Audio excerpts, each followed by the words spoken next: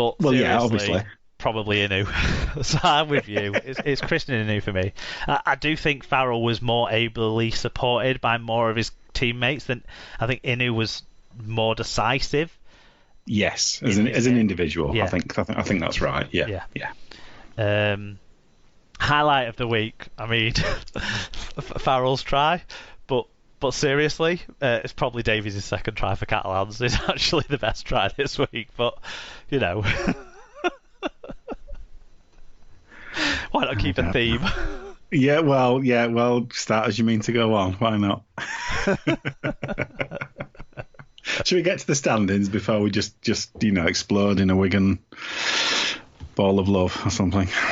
Well, I thought we were exploding in a ball of love for Christian Inu, Tom Davies, and Ash Hanley personally, but yeah. Yeah, but see things different ways, don't they? Whenever you're talking about Tom Davies, there's this Wigan ilk to. It's just there. It's like this little. It's always there in the background. Same as when you're talking about Tompkins. It's just. Always there. You might say that, but how do you justify the way I talk about James Roby or Lachlan Koo or James Roby is the exception to the rule, and we've said that a billion times on this show. Or Ash Hanley or young Jack Walker. young Jack Walker or young Alex Walker or young whatever. Yeah. Okay. Anyway, should we talk about standings? Do it. Okay, so Saints stay top with a 77% win success. Wigan up to second on 71. Catalan and Leeds now complete the top four, winning 2/3 of their games so far, so 66.6 recurring. Warrington drop out of the top four down to 64%. Huddersfield are on 50%, 7 from 14 with 6 to play. Hull FC have 43%. Salford climb to 8th with 42%. Hull KR and Wakefield both have a 15% win success rate.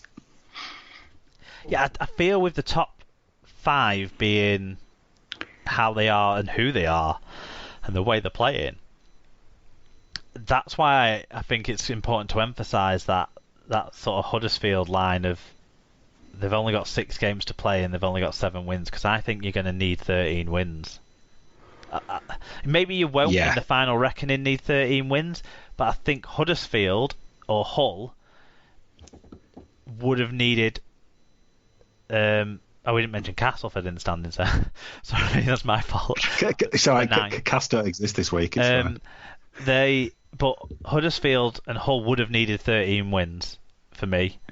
Yeah. I think now they are too distant now with these losses this week, unfortunately for them. Yeah, I think everything's pointing to 4 from 5, isn't it? It's going to be harsh on that one that misses out, given it would have been 5 at the start of the season. Yeah, but but it makes it more fun, doesn't it? Yeah, there's been a lot of bad things that's happened this year. I think missing out on the playoffs on a convoluted point system is somewhere down the list. Yeah, true. Yeah, there's got to be a bit of perspective applied to just getting this season done. Yep. Predictions. Me and David were both 2 out of 4 for the 4 games that played of the 5 that we predicted. In terms of the Super Brew in the host competition, I stay top, but yellow cap wearer for the week, Tim, is second. Sarah's third, and Alan, you're fourth. I feel like you've thrown the towel in, Al, if I'm honest. It's honestly, it's impossible. It feels absolutely impossible to pick. I mean, it feels like every week I'm getting reminders to say, "Oh, this game's changed. You've got to re-pick this game," and I'm like, "Oh, for fuck's sake!" So yes, you're probably not far from accurate in terms of towel being thrown in. In the main Super Brew, someone who's not thrown the towel in and who is on top of all of the changes is Steve Pye, because he stays top of the table, which he has been, I think, forever. Cass fan David Dillon wears the yellow cap this week. He's up 15 places into the top 10 in 8th, so well done to David. In the Fantasy League, Baggers, of course, stays top, obviously, but the best score this week was Saints fan David Johnson with 820 from 5 games, where there's so many teams playing debutants or covering for injuries or what have you. 820. And one of his players didn't even play because he's got Tom Lynham in his team for some reason still. Yeah, that shows where his place is in the table rather than the scores that he got this week, I think, to be honest. But that was phenomenal. What a performance. Thanks for everyone who got the fan views in on those games this week. It was great to get a few, and obviously we gave a little bit more conversation to the games that had a little bit more fan views in. Make sure that we continue to do that by getting your fan views in on the next week's games. Look out for the Google forms on Twitter, or go to superleaguepod.com and find the link to those forms if you're not a Twitter user, to make sure you get your views in for us to talk about next week. We'll predict the games for next week shortly, but before we do that, we're going to move into NRL results.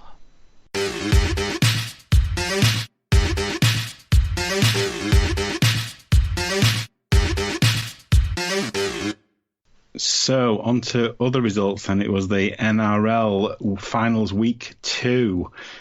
Two absolute crackerjack games, I have to say. Yeah. In the first one, it was the Roosters 18, Raiders stopping the three-peat with 22.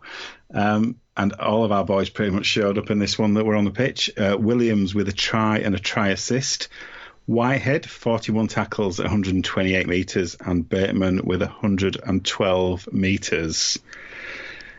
I presume you saw this one, Mark? Yeah, I didn't manage to find a way to watch it whilst I was working on Friday, so I had to sort of watch it in segments Friday night and Saturday morning. But I enjoyed what I saw, and I especially enjoyed what I saw out of George Williams. He's the player that is fulfilled his potential, hasn't he? It feels like this year. I hope it's not like a one-season thing in the NRL for him, because that would be tragic. But he has been a top performer, hasn't he? Regularly, consistently.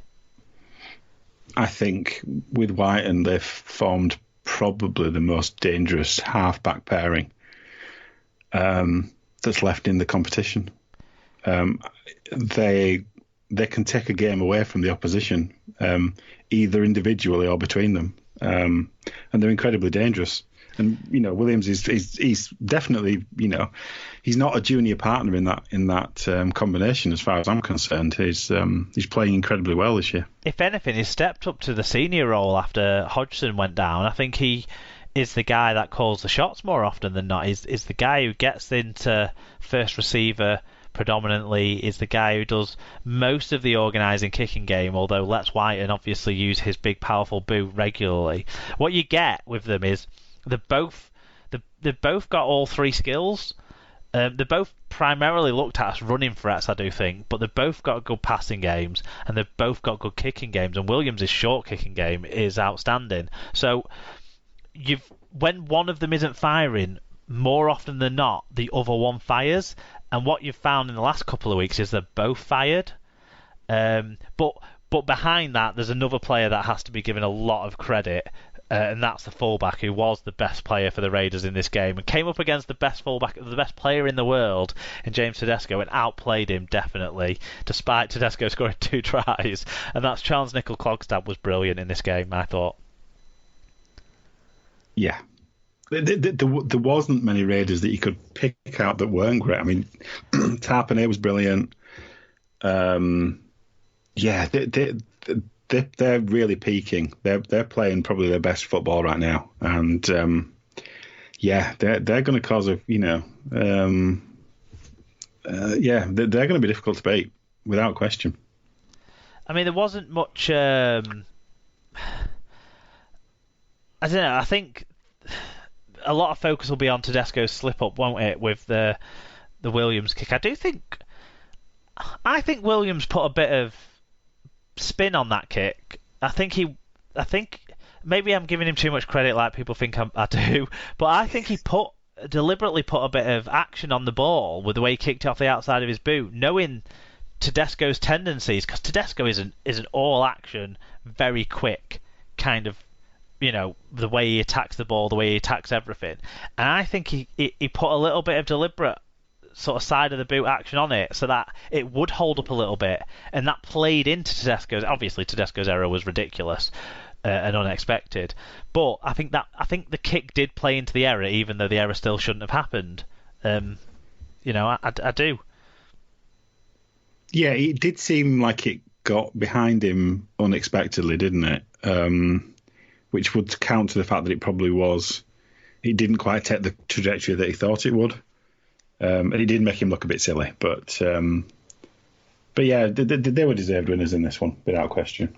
Definitely, and we talked last week they couldn't have the start they've been having recently against this Roosters side, and they did the exact opposite. They started brilliantly, and to be 16-0 up after 25 minutes was really important. And some of the defensive efforts they put in on Joseph Manu in particular in that first half were really important. But it was an exciting game, really exciting game. Yeah, cracker. The next one wasn't bad either. It finished the Eels 24, the Rabbitohs 38. Tom Burgess with 142 metres. Some people got in touch on this one. Alan Walker said, Bunnies bash Eels. Renault, Cookie, Cody and co put on a great show to beat King and Moses. They're the best front foot, eyes up footy team out there. Cook's try was the best solo try this year, beating Tapanese yesterday in the previous finals game. If they were NFL, they'd have the top score in defence. Next up, Panthers, mouthwatering tie. Shame it's not the big dance because the other two teams are rank. Glory, glory. I think that's a bit unfair. David Hunter says, the Eels were brave, but this is what it's like to be an Eels fan. We've all been there. Yeah.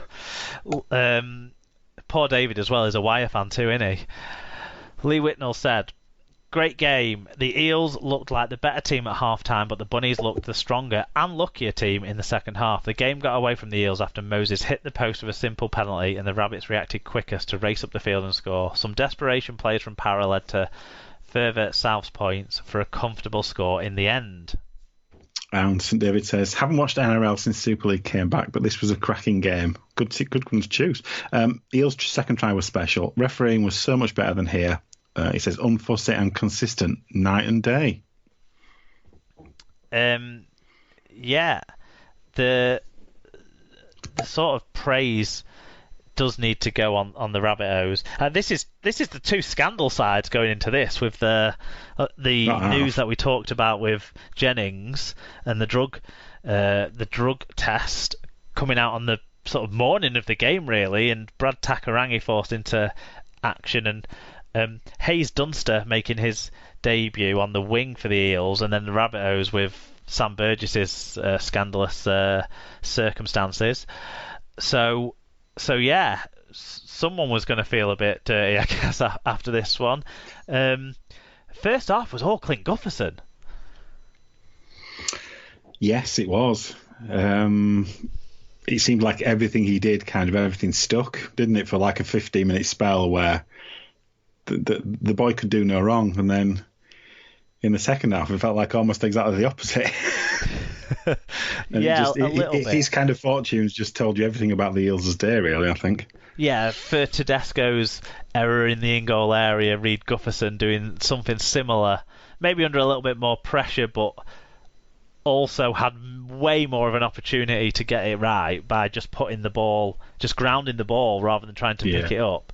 But once he tried to pick it up, a great effort from the Rabbitohs man coming in forced the ball to be dropped, and an easy put-down try on that one. But yeah, maybe the final scoreline looked a bit inflated because of taking advantage of a few interceptions and that sort of stuff as the game was being pushed by the Eels. But the Rabbitohs really do have a phenomenal attack right now. Cody Walker, where's he get his energy from?